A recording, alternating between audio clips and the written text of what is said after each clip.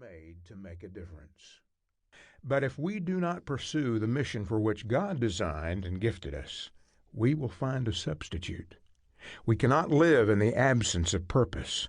Without an authentic mission, we will be tempted to drift on autopilot, to let our lives center around something that is unworthy, something selfish, something dark, a shadow mission. Later on, we'll learn how to identify and battle both our own shadow missions and the shadow missions of the organizations or teams we lead. But for now, I want to underscore just how serious this topic is. When our lives deteriorate into the pursuit of a shadow mission, the world loses. Shadow missions are what we foolishly pursue while the world goes to hell. You may scoff at the idea that your shadow mission has any bearing on the larger world. Our eyes remain veiled to the ultimate consequences of our choices. But the Bible tells many stories in which God reveals what the bitter end can be of a shadow mission: death.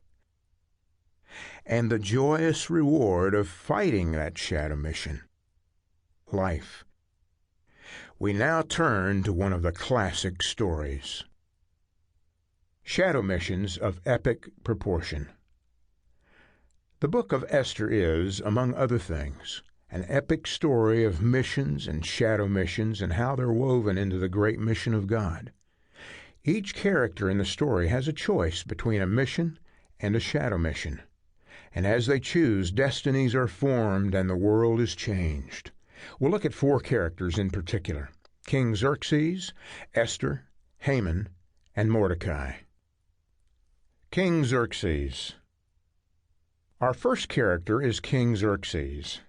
His kingdom extended over 127 provinces, from Asia Minor all the way down into Africa, then across to northern parts of India.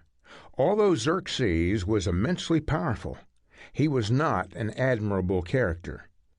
The writer of Esther uses skill, satire, and exaggeration to give us a picture of an ostentatious king who wants to show off his greatness, but in fact has no inner strength of character and constantly needs other people to help him make up his mind. The story begins with the king at a 180-day banquet. 6 months of serious partying. 3 banquets are described in the first chapter alone. One way to divide the book up is as a series of banquets. As the writer puts it, for a full 180 days, Xerxes displayed the vast wealth of his kingdom and the splendor and glory of his majesty. Following that feast, King Xerxes throws another party for the whole capital that is open to common people. The text says, "Wine was served in goblets of gold, each one different from the other, and the royal wine was abundant, in keeping with the king's liberality. By the king's command, each guest was allowed to drink with no restrictions, for the king instructed all the wine stewards to serve each man what he wished."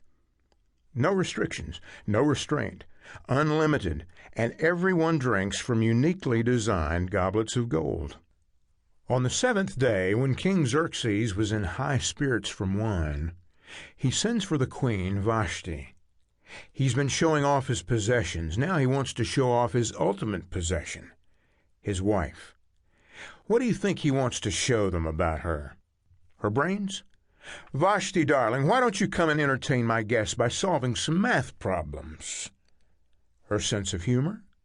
"Vashti, tell us some jokes." No. He wants Vashti to come in order to display her beauty to the people and nobles, for she was lovely to look at. Then an extraordinary thing happens. Vashti says no.